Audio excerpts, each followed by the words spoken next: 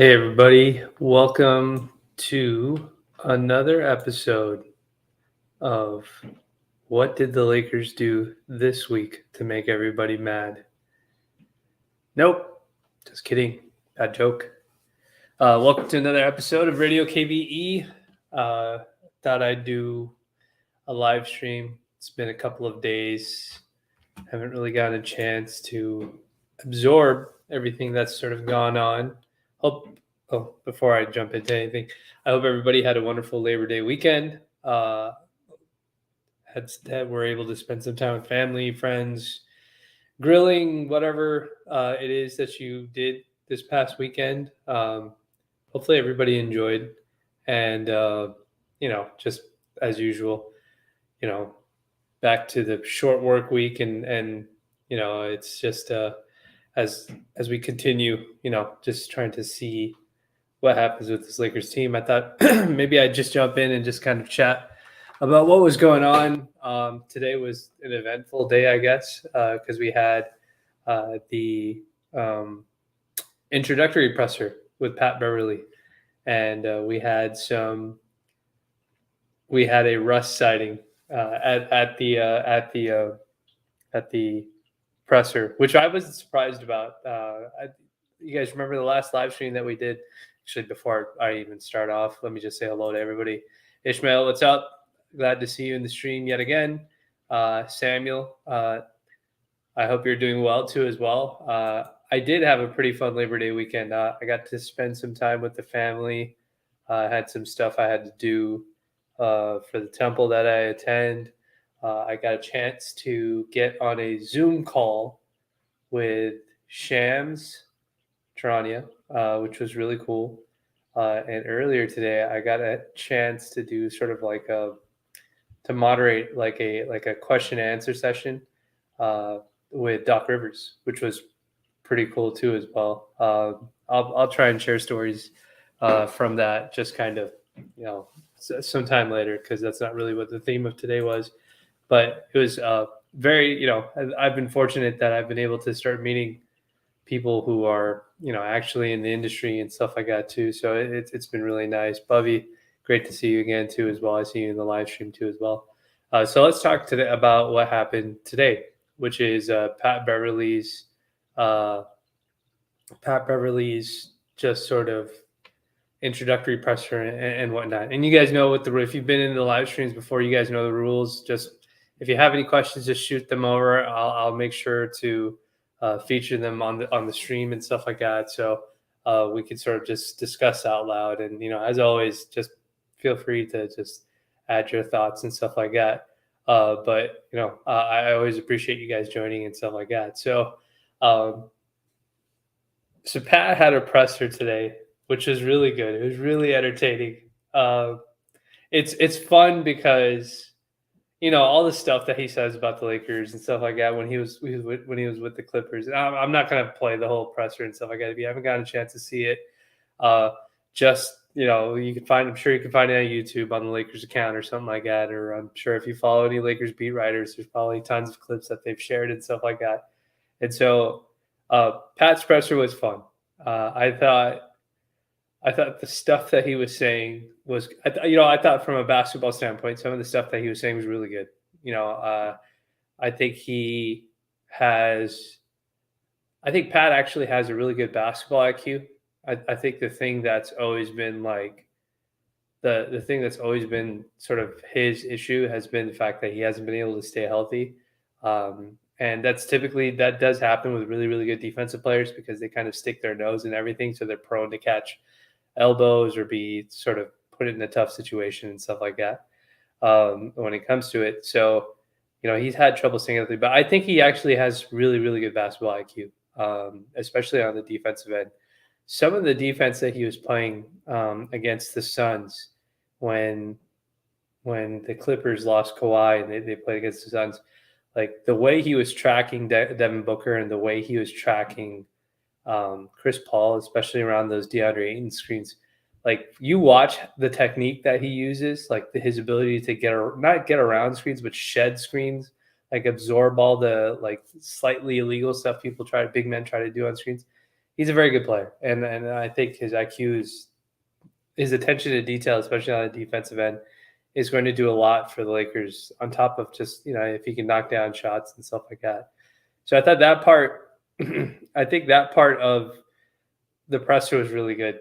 The fun stuff is just kind of the jabs. Obviously he's taking out the Clippers and stuff like that, saying that he's been part of both franchises and now he gets treated differently in Los Angeles and stuff like that. Like, okay, I don't feel like making fun of the Clippers or the Clipper fans. I just think that stuff's always fun because it's it's shade, and I'm sure people will get upset by it, but he was doing that all the time to LeBron and the Lakers, and then the antics on the court and stuff like that.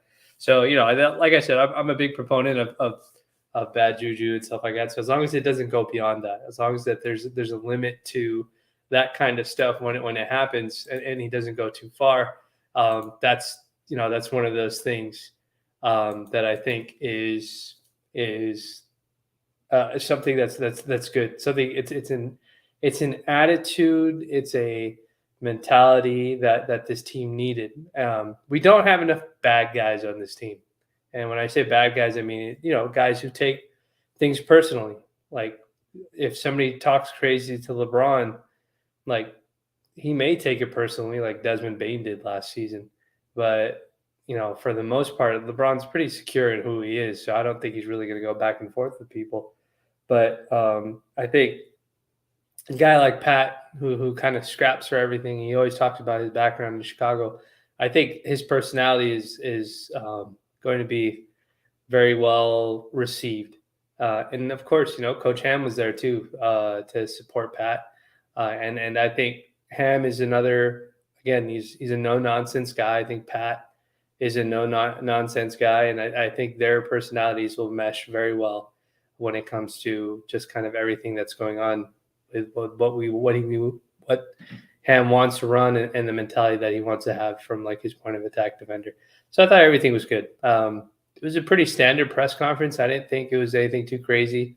I think media folks asked, they asked, obviously as expected, they asked questions about Russ and just kind of the expectations of their backcourt. There is one thing that I think Pat said that I've heard one other person say before to me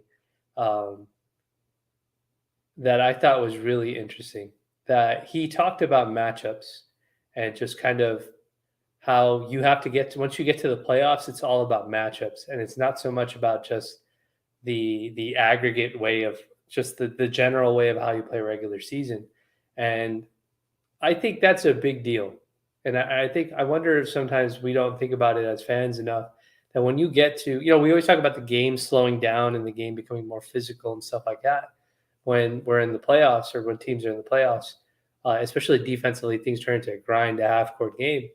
But Pat sort of mentioned that, like, if you get to the playoffs, you can take advantage of the matches that you have. And the Lakers have two of the, bigger mismatches in the league.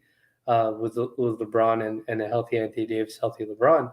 And so I think that was a really interesting thing to hear, because I don't think anybody on this team in the past couple of years has ever referred to looking at the playoffs in that manner. And I don't think it's like a new concept. I think it's just you never hear players say something like that. But it's really good to hear Pat talk about the regular season and then talk about how things change in the playoffs, but you have to get to that point. So it's like not disrespecting the process of getting to that point. I think that was a big problem for us last year. We had too many old guys, like I said in the last stream. There are too many old guys that were, comfortable with what their legacies were going to be, or just kind of how much money they had made and what their roles, how they were looked at around the league. And so it didn't stress them out that they were a bad team during the regular season, or they had embarrassing losses, or whatever it is, because they could always fall back on their own personal legacies or whatever it was. It was never necessarily about the team in itself. So, I think Pat is a guy who, the word dog gets overused. It gets the dog thing gets used a lot. I don't think I don't want to use that term to describe just kind of who he is. I think he's a guy who respects like the moment, like he fight like the term we use is dog, but I think he really respects the moment that he's in because he's a guy who's bounced around to so many different teams and he's had to take short-term deals to be able to, take care of himself and stuff like that financially.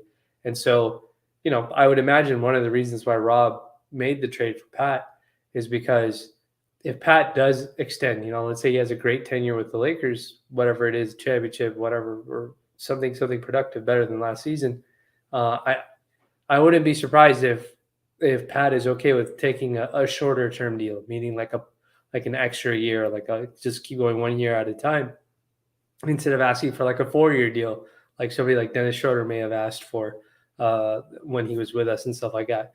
So because he respects the moment, he understands the moment, so he doesn't pass up the opportunity. And so I think his mentality is like a welcome mentality on this team. And I think we have a lot of guys. He's yet another guy that we're going to add to this team that plays like he has to earn his keep. There's no prior success with another team where he could just rest his laurels on and just be like, yeah, you know what, I did really well for 4 years with the Clippers or 3 years with the Clippers, so I'm set for life or something like that. In terms of he's a guy who's always consistently thinking about stuff like that. So I think he's a great addition. We've talked about so many different pluses that he has. He's a tremendous rebounder, one of the best rebounders at his position. He can knock down open shots. He's actually a capable scorer. The only issue is he's small. He's 6'1", but he's an excellent point of attack defender. A lot of pluses to him. It's really just staying healthy. And that's been his biggest issue, being able to stay healthy. Knee injuries, small different things that have just kind of affected his career and stuff like that, made it hard for him to stay on. So I think it'll be good. So let's get to the entertaining part, right? Which is the I'm sure is the part that everybody wants to talk about, which is Russ showing up to the presser. Again, if you guys were in the last live stream where I talked about this, I told you guys, Russ is a professional. He is a pro. He's not going to I've never seen him do anything that makes him look bad as a person.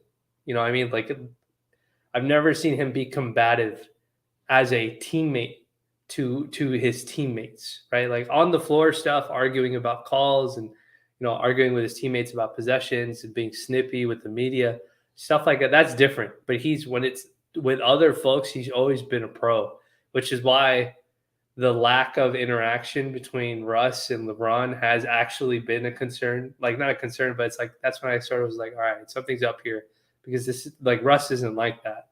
So for him to like not embrace LeBron at Summer League or something like that, like that gives me some pause.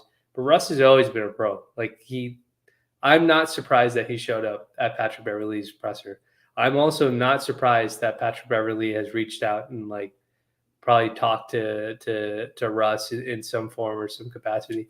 I'm sure the body language people are probably looking at it and saying, well, yeah, Russ didn't really dap him up like that. It's not like a warm embrace. Like you could tell the difference between stuff like that. And obviously the Lakers social media posted a picture of Russ and Pat together, laughing and smiling. And so again, that's going to happen. Like you're not like, people are very, very upset. Like the past couple of weeks, fans have been very upset that, like Jeannie said that Russ has been the most, she said best, and then she later clarified to say he's been the most consistent player because he was able to play, available to play. And then Darvin Ham speaking up Russ, and now Pat speaking up Russ, and then Russ showing up to these events and stuff like that. Like people, I don't understand why the fan base is so upset, that they're speaking positively about the player, because that stuff, even if you are going to trade Russ for whatever reason, that stuff matters. Not even from a trade leverage standpoint. Like how you treat people matters. And the Lakers, some of the folks in the Lakers front office don't do a very good job of adhering to that rule. They find ways, because there are folks in our front office that behave like this is a high school popularity contest. They feel the need to sort of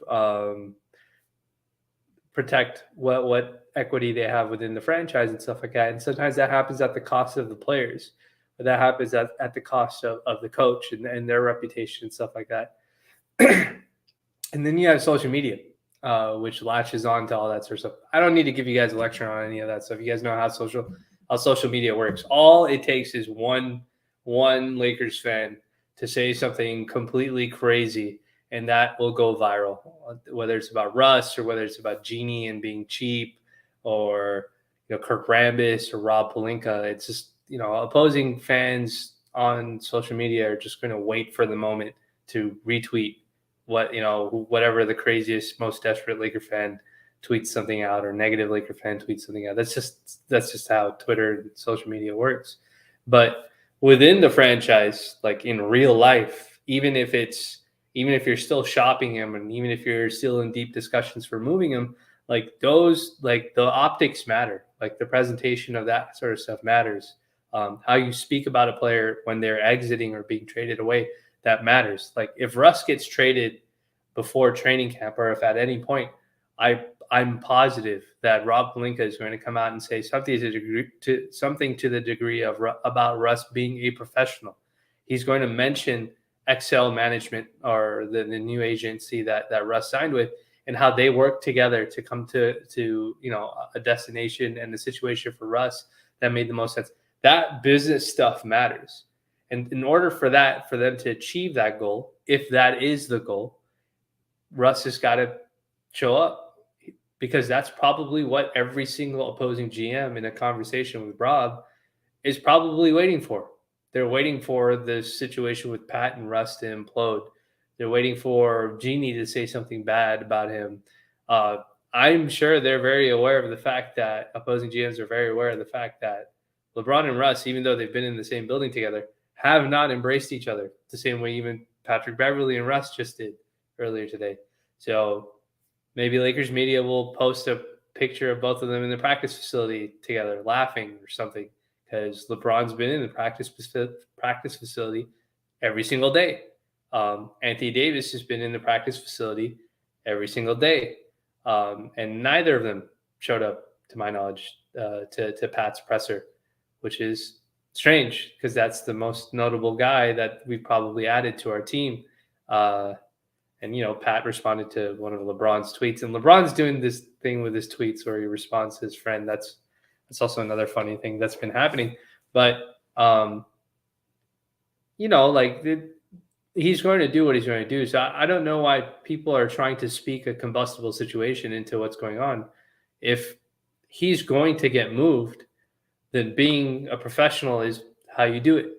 And even if it's just taking pictures together or showing support at an introductory press conference, there's nothing wrong with that. And that's just basically, like I said in the last stream, like somebody has to eventually be the adult in the room in these situations. And so if the goal is to get something specifically accomplished, then everybody will have to play their part in order to do it. There is one question in here that I thought was something that I want to bring up from Ishmael. This is a good question. What do you make of Pelinka not being there? That is strange. Not because of Pat. Not because it's just, there's just been this weird thing that I think has been happening since Darvin Ham has been hired, which I don't like because of the optics of it, but it is something that I'm just paying attention to. Now, this is slightly conspiratorial in the way that I think about it, in the way that I'll explain it to you, so I wouldn't take too much substance with it. But I think Rob is trying to remove himself from the picture altogether. I think Rob is firmly aware of what he looks like to the fan base. Remember when Genie did the interview with Bill Plaschke, which again, that was a shock to me in itself, because Bill Plaschke has trashed this team for years. He said good things, but he's definitely been one of the more critical voices at the times on the Lakers. One of the things that sort of I took from that interview is that she kept mentioning Kurt, Linda, all these different folks, and she mentioned it recently too as well in the conversation. I think I think it was with Sam Amick is who she did the interview with, where she said Russ was the most consistent player. And she keeps repeating this thing where she says, well, I don't know where people get the idea that Kurt and Linda have these sort of roles and why people get so upset about it and stuff like that. But that's not made up. Like, that's not that, like, Laker fans are not making that up just by like, oh my God, it must be Kurt, right? Because if you're turning around and saying, well, they don't have actual roles the way that we think that they're empowered to have roles, then that means you're telling me that every single writer that's ever written that they're in your trusted circle of advisors, which still is no different than having an actual title within the company, right? So even if Kurt or Linda have minor roles officially within the Lakers franchise, to be within the trusted advisory circle of the owner of the team still means you have a level of influence. And one of the concerns I think has been for Laker fans, including myself, is that that level of influence is not good. Not because of their friendship, but because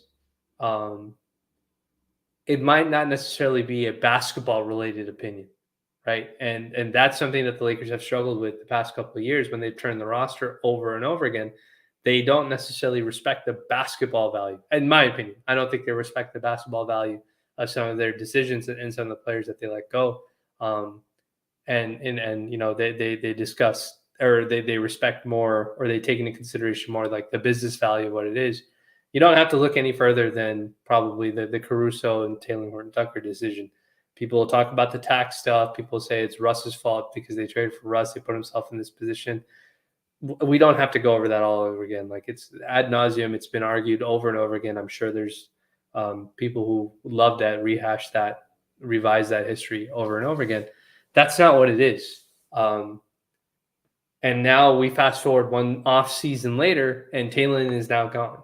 And we're fortunate that we didn't end up having to give up any picks to move him. And I don't think you would have had to. He's still a young, promising player who definitely needed to be in a better situation in order for him to grow as a player.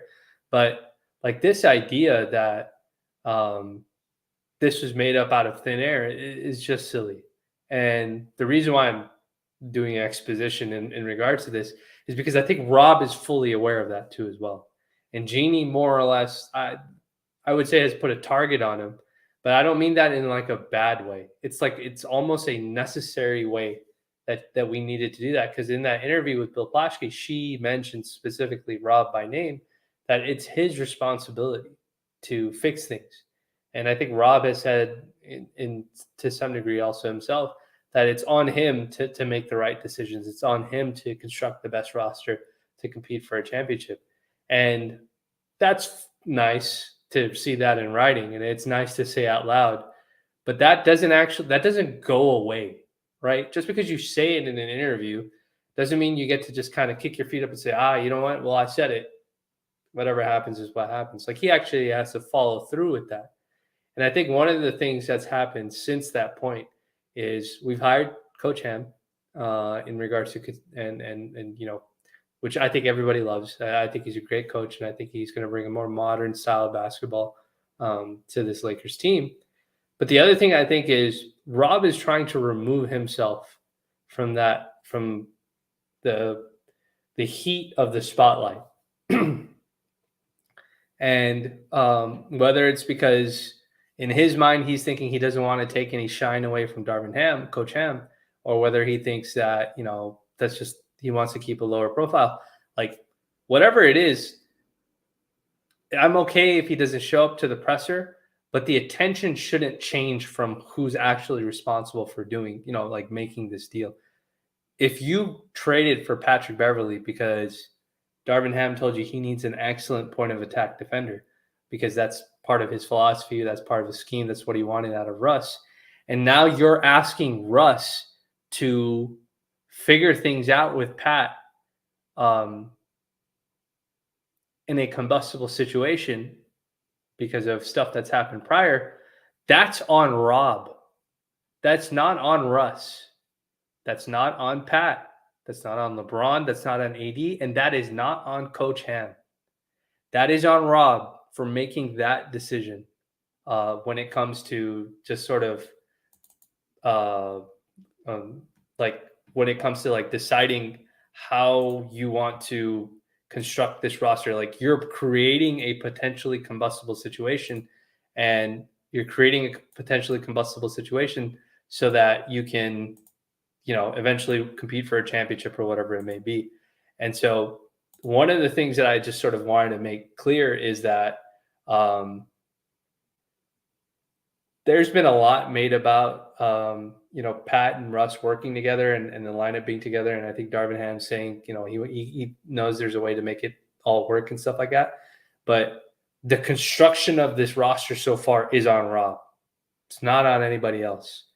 And whatever happens from here on out, and whatever roster we go with going into the season, like if something combustible does happen, if there is friction between Russ and LeBron, or if there is friction between Russ and Pat, that's not on those players.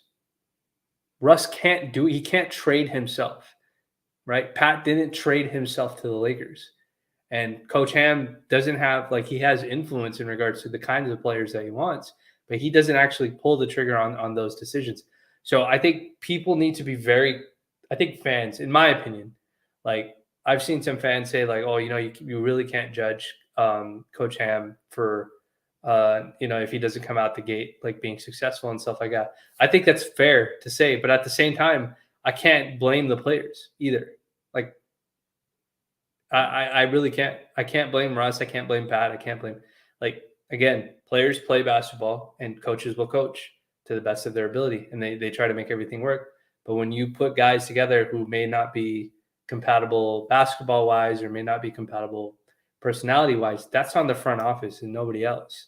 And so Pat not showing up, not Pat not showing up, but Rob not showing up to these pressers, but Darvin Ham showing up to these pressers, obviously the coach should show up because he's going to, and Ham seems like a very hands-on coach.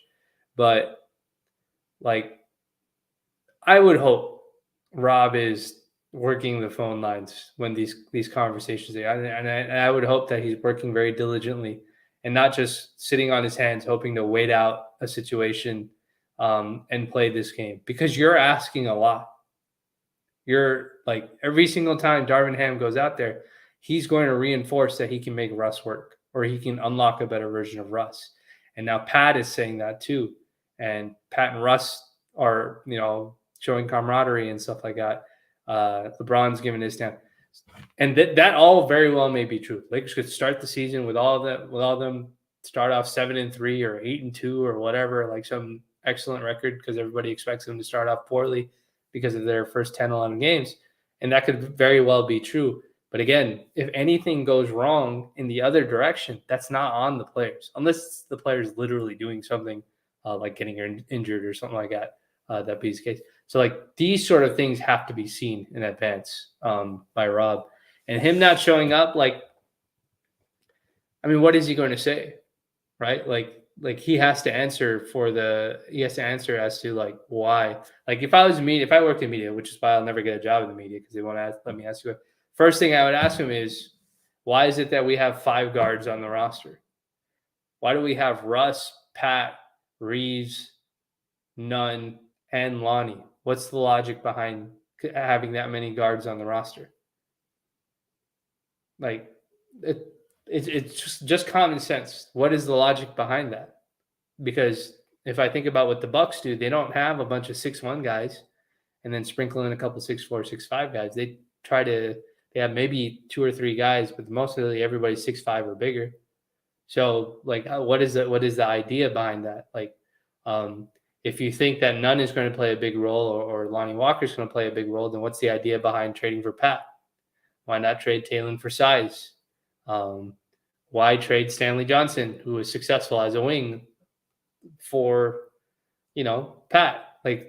Obviously the GMs have their own logic and stuff. It's never going to answer that question publicly, but those are the questions that come in my mind, because as of right now, the Lakers still have a logjam, right? They still have too many guys that will need minutes and play the same position.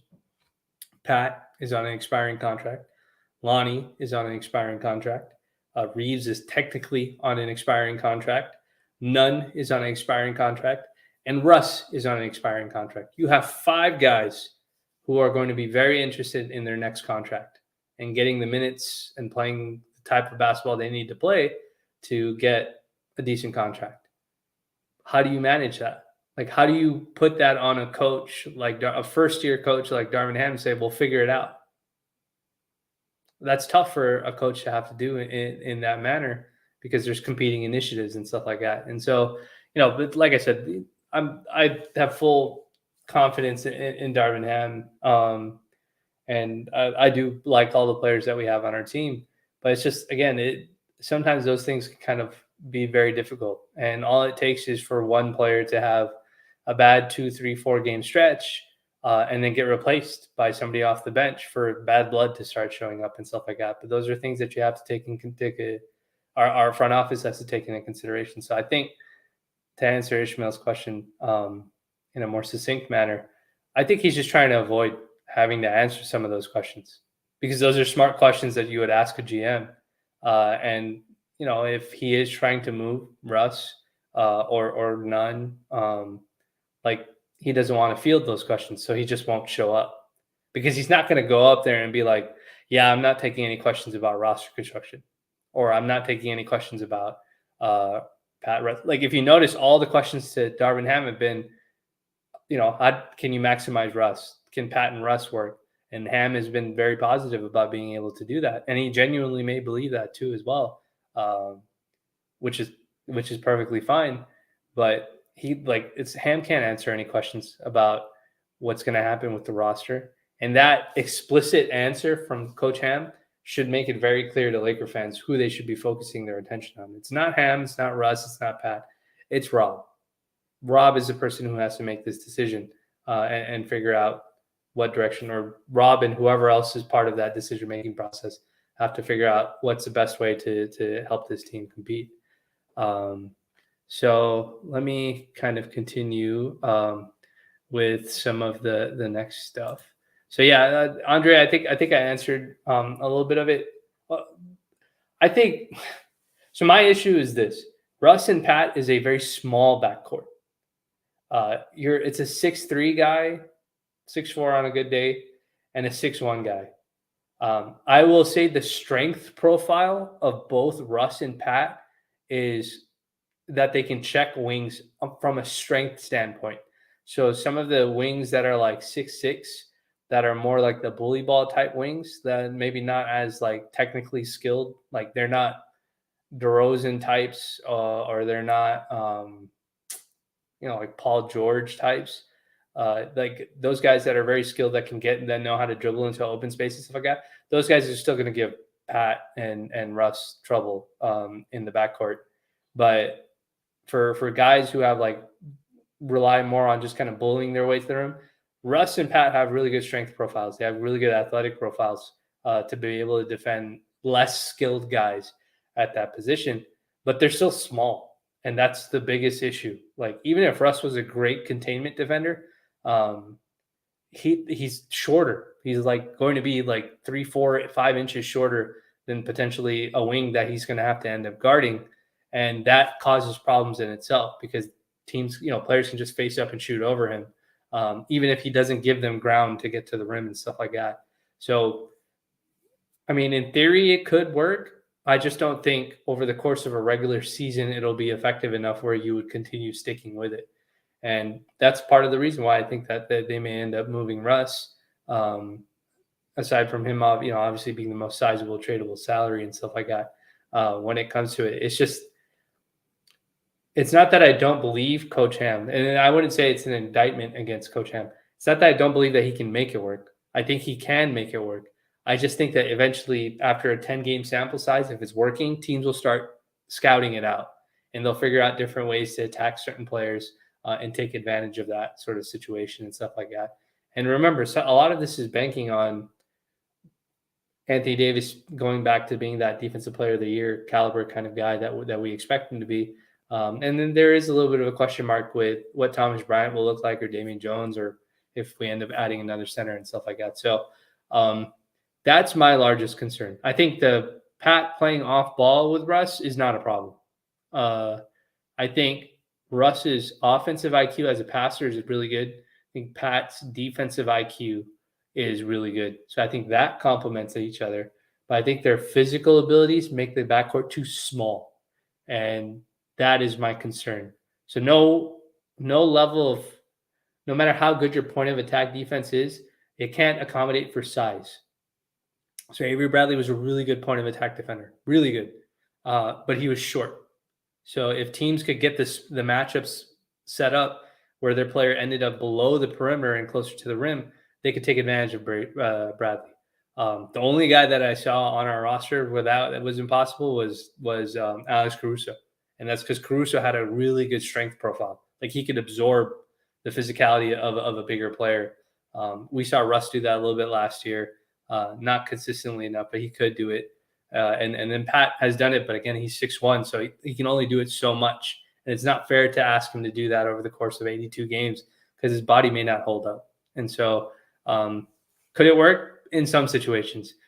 Do I think it could work over the course? Like if it was playoff basketball, could I see it working? For sure, because it's a 7-game series. So you just got to win individual possessions and win the game. But over the course of an 82-game season, I don't think it's sustainable because it's just small. It's very hard to keep up physically sometimes. So let me see here. As I go through some more of these questions. So one of the comments that I got here, Pat sure does a shallow for Doka. Look, you have to accept them for what they are. Like some players just say stuff, and Lakers have been on the receiving side of that.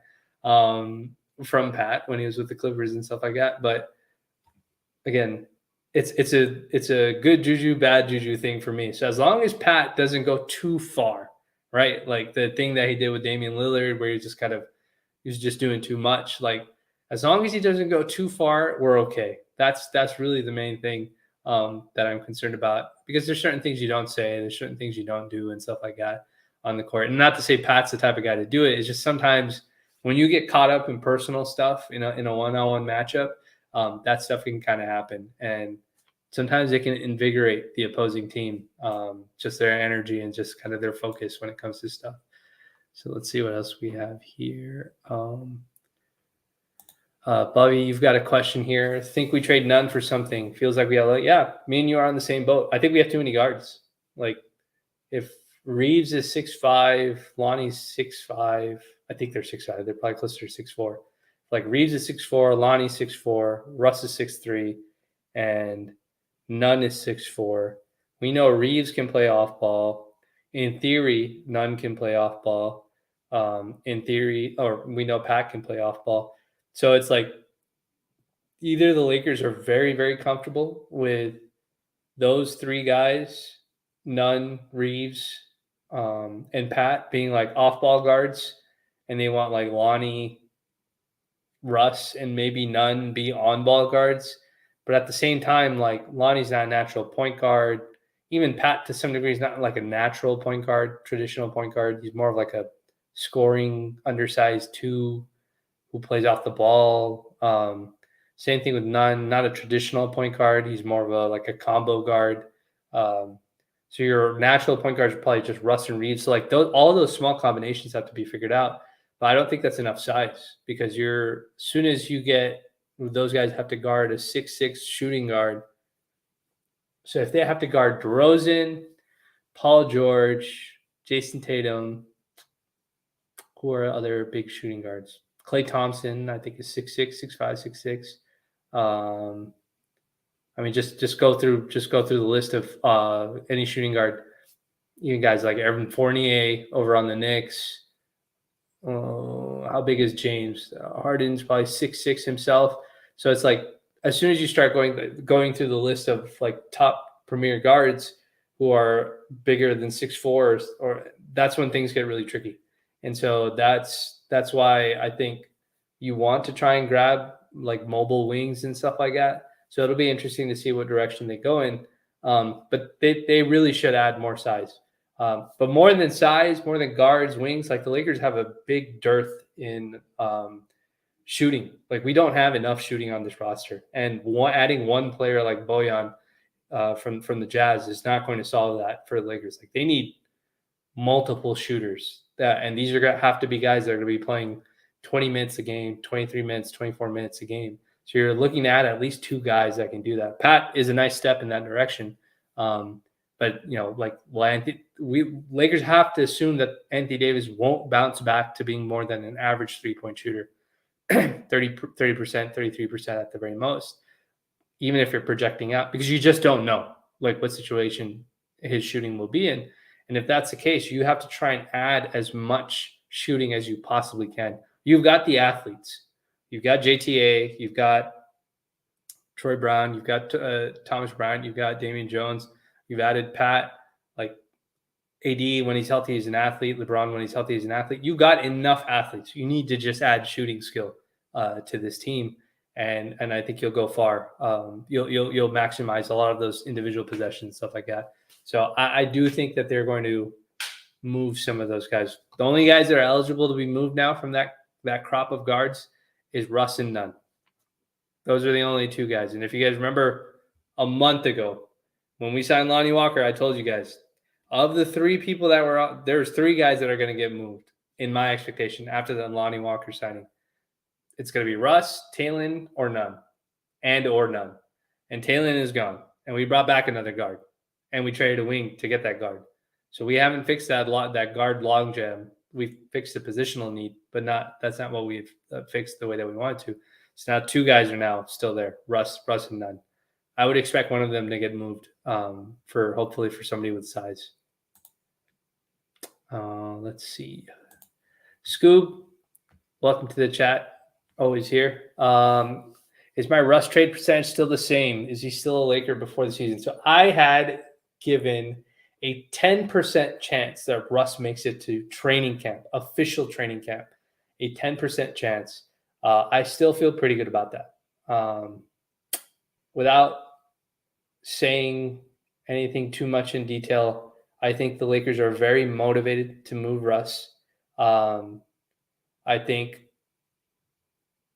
it is very well known in the front office, maybe not necessarily to Coach Ham and to the players on the roster, but for the folks that are responsible or influential when it comes to whether they trade players, keep a player, move a player, that sort of stuff. I think the reports out saying that it's a mutually beneficial move is true. I don't think that's a made up thing. You can speculate as to what's happened and what hasn't happened. That would cause that to go that way. But it like I said, it all depends on the front office. So I'd still give it about a 10% chance that he makes it all the way there. But like at this point, there's no more leverage I don't think the Lakers can gain other than just waiting until training camp and stuff like that, and waiting another team out and stuff like that. And teams are going to try to wait the Lakers out. Like they're looking at Rob like, they can fleece him of 2 unprotected picks just to get off of Russ's contract because they think he's desperate for his job.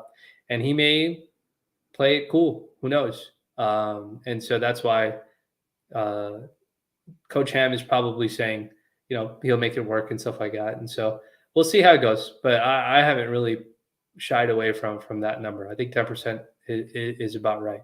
And that's not just because the Lakers don't want him. I think Russ probably recognizes that his fit is probably better somewhere else.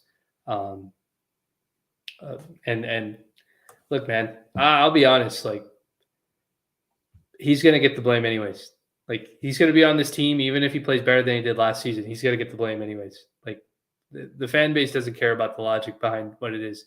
They see a number of $47 million attached to him, and they're just going to get mad at him. So I think he's very aware of that sort of thing too as well. Where do you see the Lakers going if Russ stays? I would hope that they sign a wing, a shooting wing. Not that many prolific ones out there. If they don't move Russ, I think they would move Nunn. There's been some conflicting reports out there. One being that Nunn hasn't run fives, and then Nunn himself saying that he feels really good. And I think Coach Ham mentioned earlier today that Nunn has only been doing individual work. So, this interesting thing that's sort of been going on behind the scenes, that's kind of strange that you don't see him running fives and stuff like that. We don't know the severity of his injury, so I don't want to speculate anything in regards to that. But if you're looking to move him and stuff like that, then I understand if that's why he's not running fives and stuff like that. But he's an expiring salary, and it's very minimal, $5 million. I would think the Lakers would probably try and move him if they can bring back a wing that fits a little bit better. The failed Knicks, Jazz, Lakers three-way that we had been hoping and waiting on. If the Knicks still want to move Reddish, they don't want, they didn't get Donovan Mitchell. They have to create minutes and stuff like that for, Quentin Grimes and all those other guys. Like maybe Reddish is the odd man out. Lakers could send a pick and send none. Salary-wise, none is enough to land Reddish. And then Lakers have already inquired multiple times on him. Reddish is also clutch. He needs minutes. Like he's going to want to build up his value. So it'll be interesting to see just kind of what they do. That's a direction that they could consider if the Knicks want to pursue that avenue. Let's see here. Oh, my guy Barf. What's up, Barf? Congratulations on your bodybuilding success. Saw your tweet earlier today. Do you believe it can work? I think it can work to a degree, Barf. I think Pat and Russ can work for like a certain amount of games, but then eventually, like the league is going to catch up to it very fast, and then they're going to start attacking those guys, mainly because of the size. The backcourt size is just too small. It's very hard to play 2 point of attack defenders. Like if Russ was an elite point of attack defender, I would be on it. Like I'd be like, yeah, you know what, they can make it work. But both, like only one of them is elite, and who knows? I could be wrong. Maybe Russ turns into an elite person, but he's played this way for 14 years now, and so who knows? We'll see what happens. But I think it could work to some degree. I just don't think it can work for 82 games and in the playoffs. I think it'd be a very situational thing for it to be successful. Let's see what else we've got here. Plinka, no. See, I'm just reading through some more of your questions. Christian, your question, is it possible to still get Cam Reddish without giving up none? So Reddish makes about $6 million, if I remember correctly off the top of my head. Lakers are a tax-paying team, so the most that the amount that they'd have to send out is, the clicking you're hearing is my calculator. So the Lakers should have to send out $4.8 million in order to get Cam. Who would that be? That would probably be Austin Reeves. You'd have to guarantee him. That'd probably be Wendy Gabriel. And then you'd have to find some other, maybe Max Christie or something like that. I don't know if he has a trade restriction or something, but probably unlikely. I don't think the Lakers will give up 3 guys to do that. I know the Lakers really like Austin Reeves. I don't know where they are at with Max Christie. They didn't trade Wenyen in the Taylor trade, the Pat Beverley trade, so they must like Wenyen for them to trade Stanley instead. So I don't think salary-wise it's a feasible way to do it. I think moving none would be the salary-wise the only way for them to make it work. Let's see what else we have.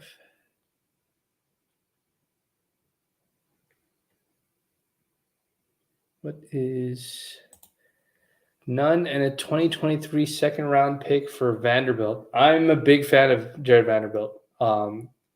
He has a monster defensive rebounding motor. He can't shoot. He's a terrible shooter, but he has a monster defensive and offensive rebounding profile. He hunts rebounds. Like when I say hunt, like he will fight his own teammates for rebounds. And I think that's a really, really good quality. I think that's really important. If we run this 4-out alignment and whatever variations of defense that we have, defensive alignments that we have, he ran it pretty successfully for the Wolves. He is the reason why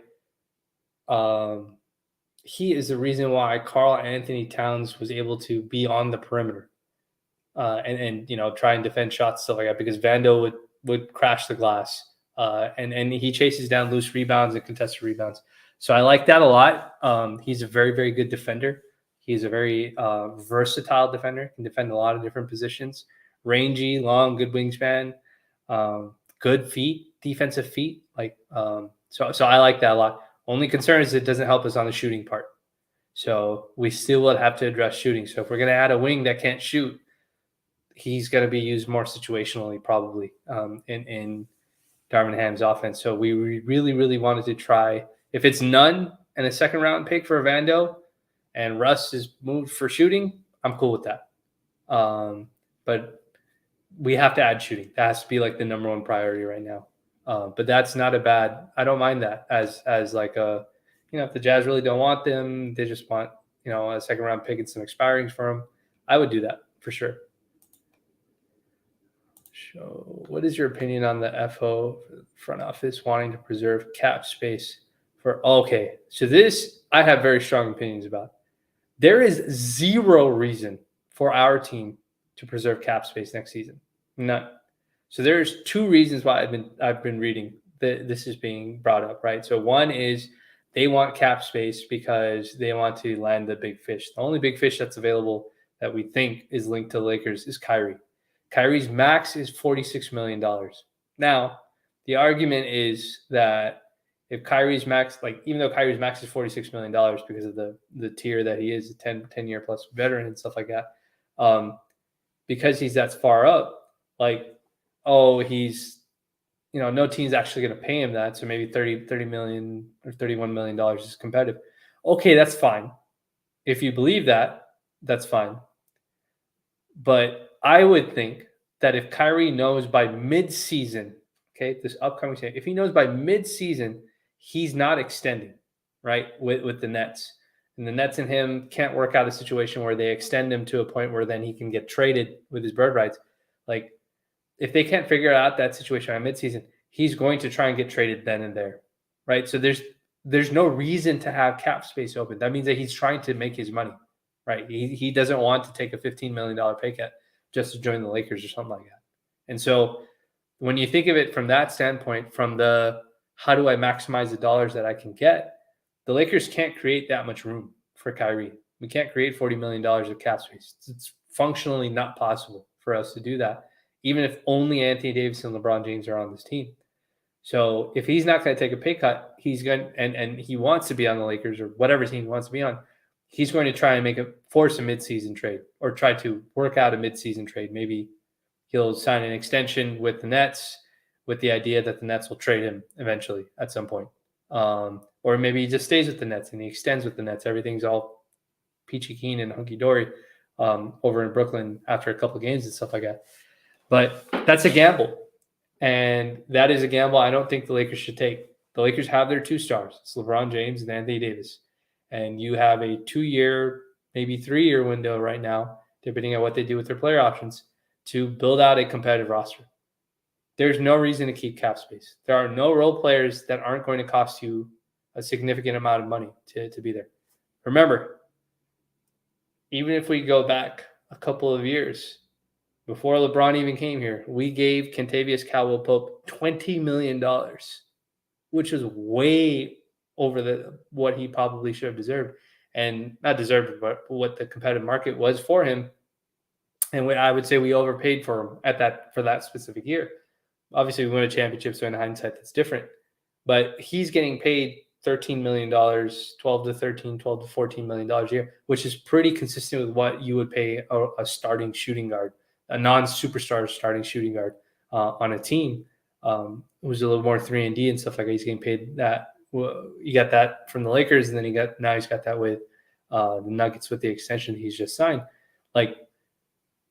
That's that kind of those sort of players, those $12-13 million players, they're going to come to the Lakers and say, I want 15, I want 16, I want 17, I want $20 million, right? And so the Lakers will maybe have to pay it, maybe they don't pay it, then go in a different direction. But your cap space is going to be taken up by 1 or 2 players. And those players may not necessarily be worth $20 million. So instead of just pushing the buck further down the way. Like instead of just pushing the inevitable further down the way, like there's no reason to preserve cap space, because any superstar level player that wants to be in LA, they're not going to fit within that cap space number. They're already signed, or they're going to force a trade midseason to come to the Lakers.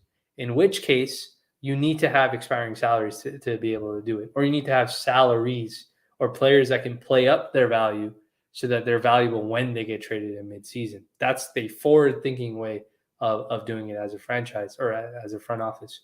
So cap space is no reason to do it. The other reason that I've heard that people wanted to do that, it's been rumored that the Lakers want to avoid or keep cap space clear, is because they want to avoid the repeater tax. That's probably actually true. They probably do want to avoid the repeater tax penalty. It's not because they're cheap. It's just because, or maybe it is because they're cheap. But it's just they don't want to pay additional. They don't want to pay $2.50 for every dollar that they go over. Even if you go with that strategy, there's still no reason to take only expiring salaries. None. Like if Russ and Nunn are on this roster, the Lakers go in, take maybe some minimum salaries, 1-year deals, whatever it is, to fill out the rest of the roster. Let's say they win a championship, or let's say any possible outcome happens. The Lakers will be $66 million below the luxury tax line before they actually have to pay a tax. If they just let Russ walk, they just let Nunn walk. And so if you're that far below the tax, that means you have a lot of room before to add players that will allow you to continue to stay below that tax line, even if you carry their salaries over into next year. So, for example, if you trade Russ for, let's say they trade him for Bojan and Mike Conley, right?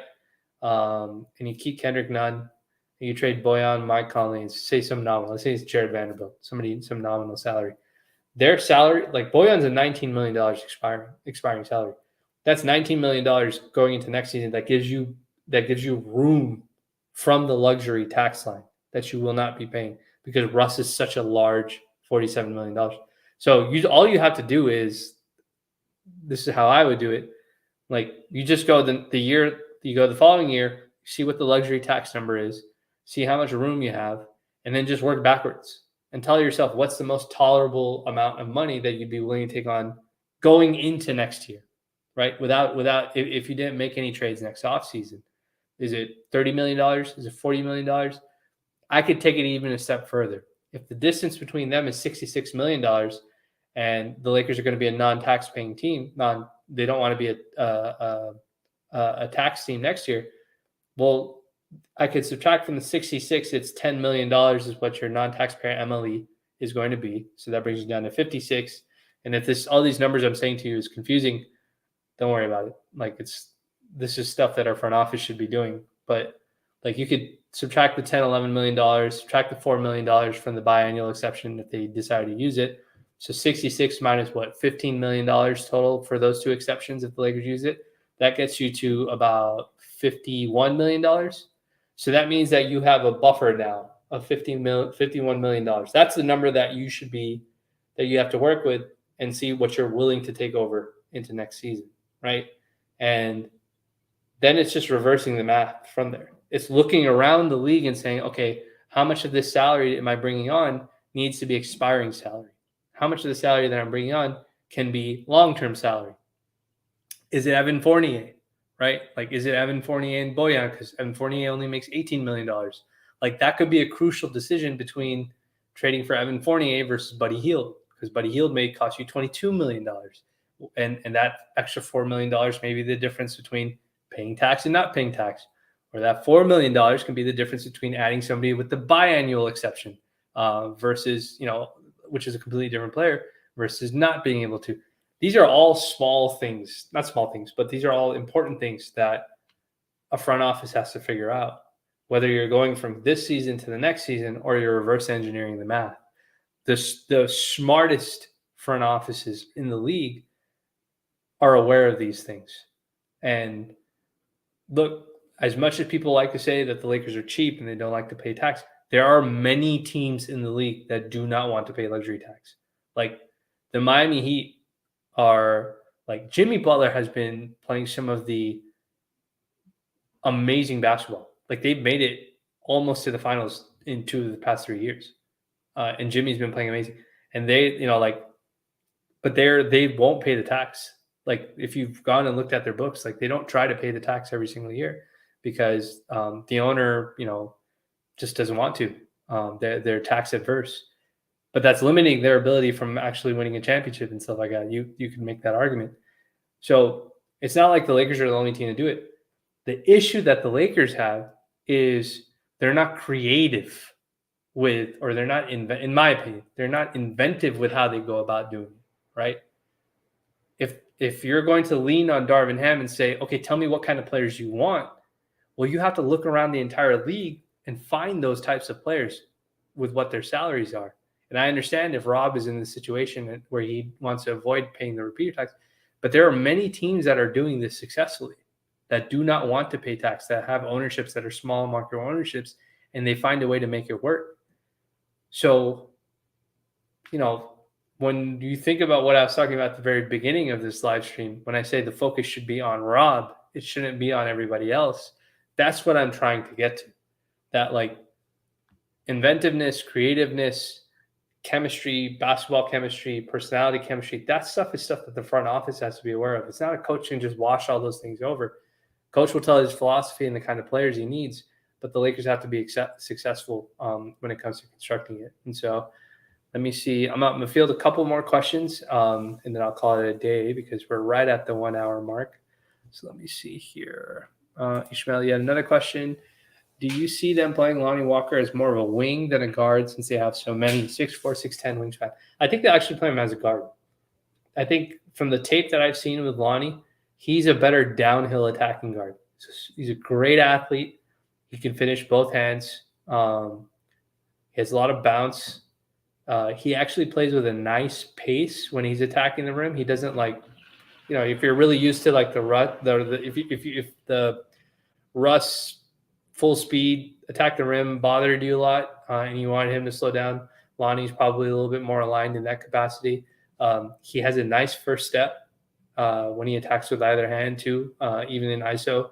So I don't think they would put him on wings. They could use him as a wing, like as a third wing against smaller lineups and stuff like that. But he's probably more equipped to be a 1-2, maybe a 3 if teams go with small guard lineups. Next question, Bobby. What is your ideal Jazz package now that the Knicks won't be involved? So first and foremost, I don't like any trades that involve 2 first-rounders. That regardless of who it is, the Jazz. I think if you can get like Bojan, you'd probably have to eat Conley's salary. If you could do those 2, I don't like getting Beasley because I think the Lakers like Pippen Jr. I think there's some weird friction off the court stuff that may go on with that situation. See, the thing is, the only other guys that are available are Beasley, who's a guard, Clarkson, who's a guard. Like now we're just adding too many guards to the team. So you run into this minutes logjam thing. I think if it's Bojan and maybe Vanderbilt, and if it's Bojan, Vanderbilt, and Conley, I think that's a good deal. I think that's pretty good. If it ends up being like a first and 2 seconds for that package, I wouldn't mind that. That's a pretty good deal. What do you think of the Spurs trade? Richardson, McDermott, then use a trade exception rush. I like that trade better. I think if the Spurs, whichever trade only costs us 1 first rounder, I think is important. I think that would be good. McDermott's like 6'7", 6'8". I didn't realize he was that tall. So he adds shooting, size. Probably you just kind of weighing McDermott versus Bojan, right? Like McDermott has an extra year. I think he's at like $13 million a year. So probably might not cost you as much. Richardson probably doesn't have very much value to the Spurs in general. He's 6'5", 6'6", good defensive guy, can play some point guard. Would probably slot in as your starting shooting guard. If Russ was the guy that got moved, it's probably Pat Richardson. It's not bad. And then if you can nab Reddish with an exception, that's pretty good. We need to have assets to make ourselves available for trades at the deadline too. So that's why I don't like the idea of trading everything now, because if you do that now, then you don't have anything that you can move later. And then let's see what the last question that I have is, how do I feel about the Lakers having 2 open roster spots if no one's? That shouldn't happen. Like, they should have, at the very most. Thank you for the question, James. They shouldn't do that. Like, they should not have open roster spots for just the heck of having open roster spots, unless they're very, very close to a deal and they're just hoping to wait for some leverage to go their way and a deal to be consummated. They'll probably keep 1 roster spot open, just because that's what most teams always do, for buyout candidates and stuff like that, or if an injury happens and stuff like that. But they should not leave roster spots open. We don't have the luxury of doing something like that, and this team desperately needs shooting. So it'll be very interesting to see just kind of what stuff goes on from here. Like I said, if you've been watching the live streams, you knew that Russ was going to show up at the conference. You knew that Russ was going to be a pro. You knew Pat was going to make up with them. You knew Darvin Ham was going to speak positively about them. So I'm not surprised by any of this stuff. We'll just continue to wait and see. But it's really all the attention should be on Rob. It shouldn't be on anybody else, because he's the one who said he's the one who makes the decisions when it comes to these sort of things. So we'll see what sort of reach and ability that he has. But as always, thank you everybody for joining the live stream. I know I've been away for like a week now. I've been very, very busy. But things will pick up as we get closer to training camp and stuff like that. Once we see some more. So I appreciate everybody joining with me for over an hour now, submitting questions. If you enjoy the content, you can always head over to YouTube. Just subscribe the video, or like the video, subscribe to the channel. And if you guys, if you're watching the recording or if you're watching this live and you ever want to engage in a conversation, just like how we did this entire stream, if you subscribe on YouTube, you can always submit your questions. And if you weren't able to do it during the live stream, you can do it afterwards, and we can talk more basketball stuff too. But don't panic. That's my only advice. Basketball is a game that has to be played. It's not something that gets decided in August and July, unless you make a crazy trade like getting Kevin Durant at a discount, and then he completely ignores the competitive balance of the league when he does it. But anyways, that's something else. But I appreciate everybody joining, and I'll see you guys in the next episodes. I hope you have a wonderful evening and a wonderful day, and I'll see you in the next video.